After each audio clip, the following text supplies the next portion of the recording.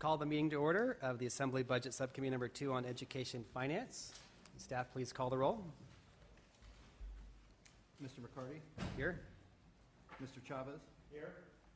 Ms. Kim? Here. Mr. O'Donnell? Here. Mr. Tink? Here. Thank you. Good afternoon and welcome to the inaugural committee hearing of Assembly Budget Committee number 2 on Education Finance. Today we launch a 3-month process to review the essentially education budget. It's a daunting task looking at over $80 billion in funding for K-12, higher education, preschool, and child care. Big impact on the state of California. But today we have a joint role as well and launching a process that we hope to bring to other parts of the Budget Committee, whereas taking a longer perspective and view over certain departments in the California state budget. And so we've done this in prior years with agencies like the Parks and Recreation Department, but this year we're having a special focus on higher education and the University of California. And so just maybe a quick little snapshot. This is going to be the beginning of a lengthy process, and certainly we have our deadline to pass the budget by this spring on June 15th. And so this is a topic that we want to make sure we get into today and in subsequent hearings, but really continue after the budget process is concluded in a few months. Today we're going to hear from many individuals talking about our beloved University of California, and in a nutshell, that is it. This is a segment of our state which is very important to our economy, our families, our students, and we want to make sure that it's a better system for everybody. And that's kind of the gist of what we're all about, making sure it works for our students, families, taxpayers, faculty, and the university as a whole. So with that, we have a few speakers in addition to members of the committee that may want to make some opening comments. So first we'd like to invite up our speaker, Assembly Speaker Tony Atkins, to share a few comments, as well as Minority Leader Kristen Olson. Thank you, Mr. Chairman.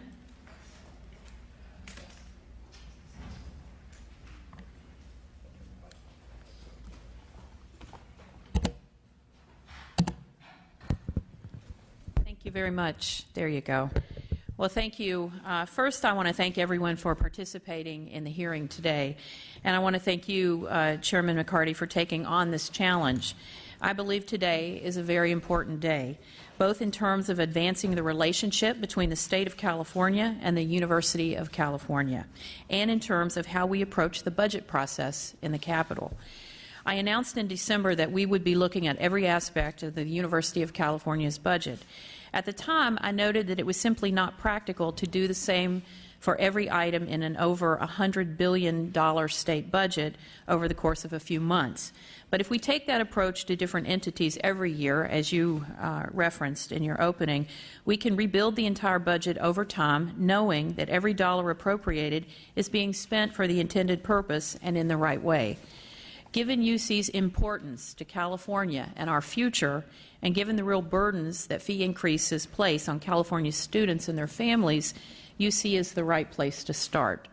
These hearings will give UC the opportunity to show the efficiencies it's made and to identify others. And these hearings will allow us to look at whether dollars that could hold tuition at current levels would be better spent on different UC priorities, as President Napolitano has suggested.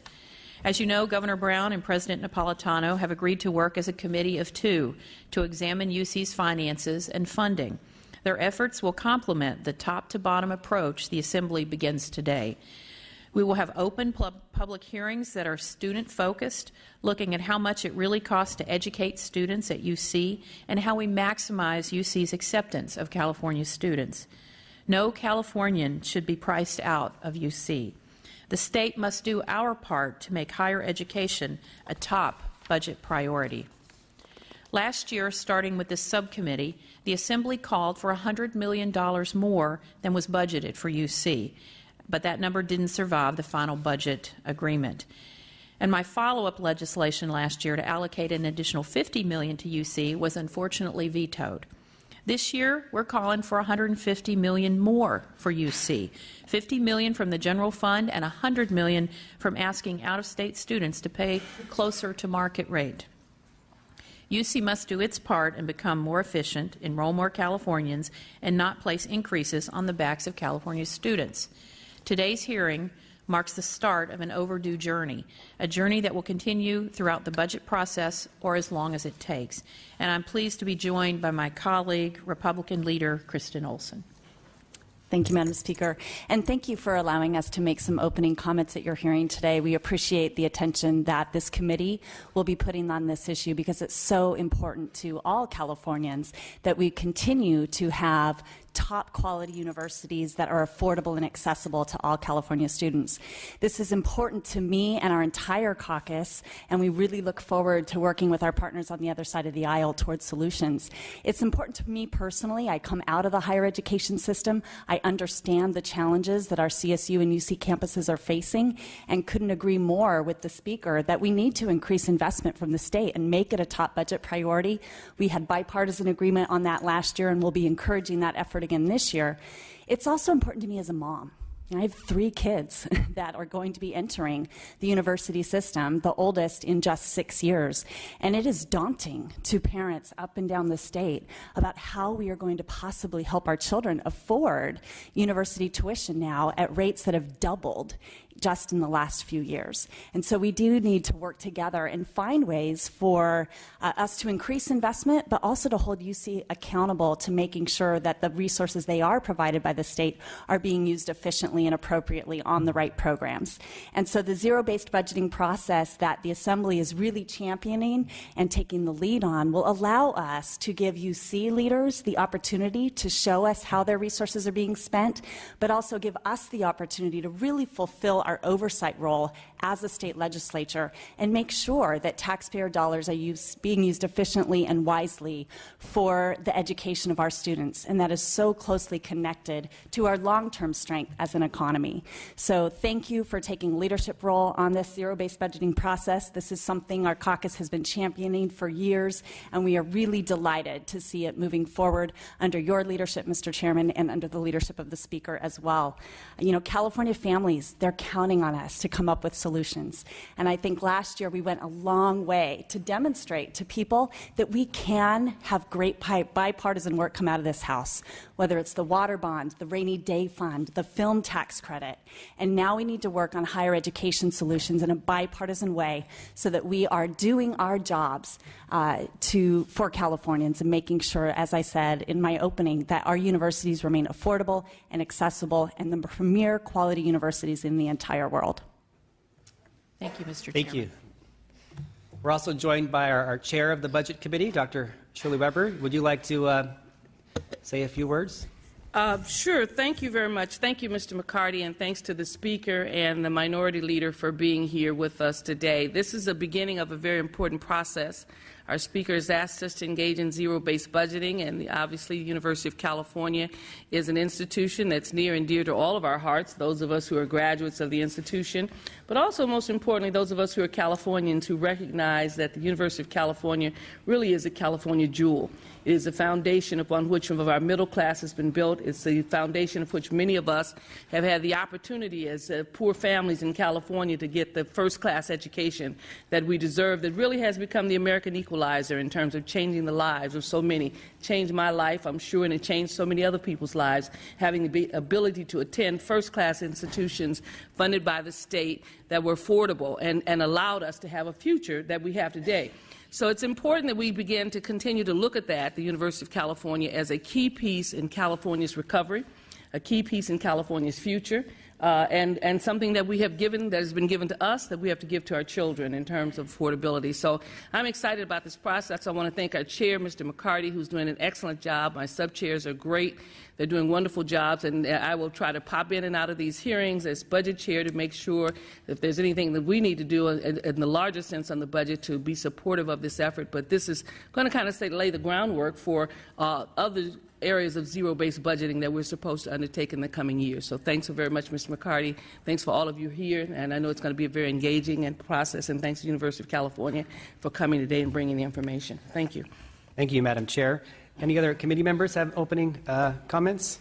Thank you, Chairman, for holding this important hearing today. Without a doubt, this is an important topic as our committee begins discussing our budget priorities for higher education. Many of you may or may not know I'm also a mother of 4 kids who attended public colleges, including UC Irvine. So it's very important for me that this committee understands how UC is spending its money. And I think everyone in this room wants to ensure that a quality, affordable education to California students is there. And I look forward to a lively discussion on how best to do that. And I want to thank our speaker and the Republican leader for joining us, as well as our Budget Committee Chair, Ms. Weber, for being here. So thank you very much. I'm looking forward to this. Okay. Comments? Okay, thank you. We will now begin with the meat of the hearing today. We're going to have 2 panels, and then we'll have public comment at the end. So the first piece is going to be on UC expenditures. We're going to hear from the Legislative Analyst's Office, the University of California, and the Department of Finance. So if I can have you 3 individuals come up and take your seats.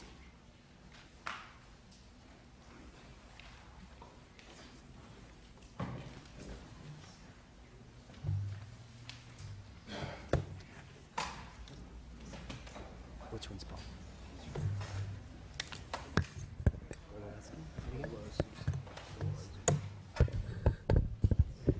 Good afternoon. First, we're going to hear from the Analyst's Office and Paul Golasuski. Good afternoon. Paul Golasuski with the Legislative Analyst's Office. We prepared a handout that contains some information. My presentation today will be an overview of UC expenditures to try and lay the groundwork for you to understand better UC's budget to help you do your work moving forward. I'll cover 3 parts in my presentation today. First, I'll cover what UC does, and UC is a very large institution. They have many different operations, so I'll provide you a summary with what the university operates. Second, I'll cover where UC gets its money from, their fund sources. They have many different revenue sources. And lastly, I'll go over at a high level how UC spends its money, and I'll drill down into one particular area, and you're going to be hearing from other panelists later. I guess just to back up, UC is one of the more larger and complex state agencies. So I think the challenge is to sort of get your arms around everything that they're doing and all of the fund sources and where they're spending their money. And it can be quite challenging to do that. If you turn to the first page of the handout, I'll talk a little bit about what UC does. UC was founded in 1868, and they were enshrined in the 1879 Constitution. And the state's 1960 master plan designated UC as the state's primary research, or the state's research university. Their mission includes undergraduate, graduate, and professional education. It also includes research, and it also includes public service. Those are their core missions.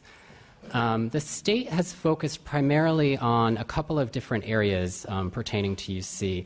And if you turn in your agenda to page 4, I didn't reproduce it in my handout, but there is sort of a detailed list of the different areas that UC operates, and I'll just cover them briefly for you. But one program is instruction, the instructional program that includes primarily faculty, core instructional faculty. Another is research, as I mentioned. The university has many different components to its research program. What we're talking about here largely are standalone research units at the university, such as some of their agricultural research centers that they run, institutes that they run at the different campuses. Research conducted by faculty actually shows up in the instructional program, which is a little confusing, and I think one of your panelists later will talk a little bit more about that. Public service is another area of their operations. That includes programs such as outreach programs that they have for high school students to be prepared to apply to the university. A fourth area is academic support, which is largely libraries and other functions that support the research and instruction missions. There's student services, which has various components to it as well. Student services consists of counseling, consists of financial aid administration, consists of cultural and social activities as well. Another category is institutional support, That one is primarily where most of the administrative functions show up. So this would include human resources, payroll, all of those functions. Another category is maintenance, which is fairly self-explanatory. And the last one is student financial aid. These 8 are areas where the state has focused a lot in the past. Now, in addition to that, there's a couple of other very large areas that the university operates that the state hasn't focused on so much. And so the main examples there are teaching hospitals, which is probably the largest component to their budget.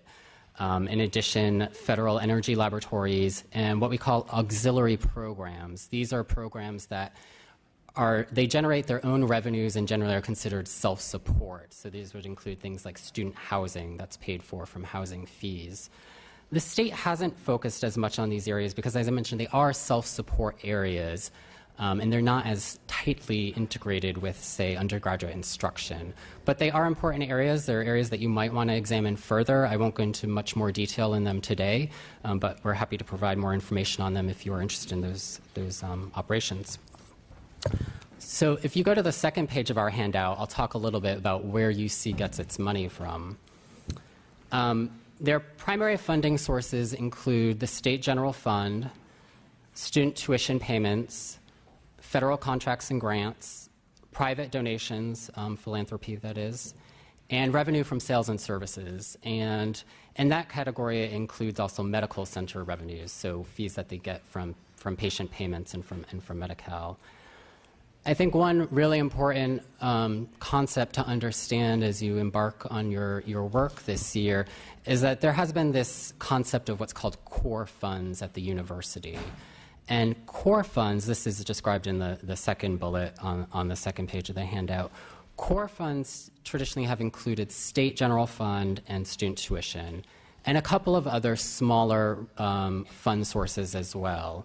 So it's included application fees, it's included a portion of federal research grants, a portion of patent royalty income, and a portion of some other revenue sources, but it's primarily state general fund and student tuition. And these are the funds that largely in the past the state and the university have discussed as part of their budget negotiations. These core funds are interchangeable. They're fungible, meaning they can be used for any purpose. It's not as though state general fund can only be used on X and student tuition on Y. It's all combined into one pot of money that they can use to support their program. Now, in addition to the core funds, there's the non-core funds, which I mentioned, which would include things like federal research dollars, private donations, revenue from sales and services. Some of these funds are restricted for certain purposes. So when the university gets a research grant from the federal government, it's to do specific research. They can't use that money for other purposes. Sometimes when donors donate money, they say, you can only use this money for X. It can't be used on Y. So some of the money is restricted for certain purposes. Some, however, is unrestricted. Some of the philanthropy and the fundraising that the university does is dollars that they could use in any capacity that they want. So I think the key takeaways to come away with here is this idea of core funds and that there are these other funds, some of which are restricted, some of which there's a little more flexibility with.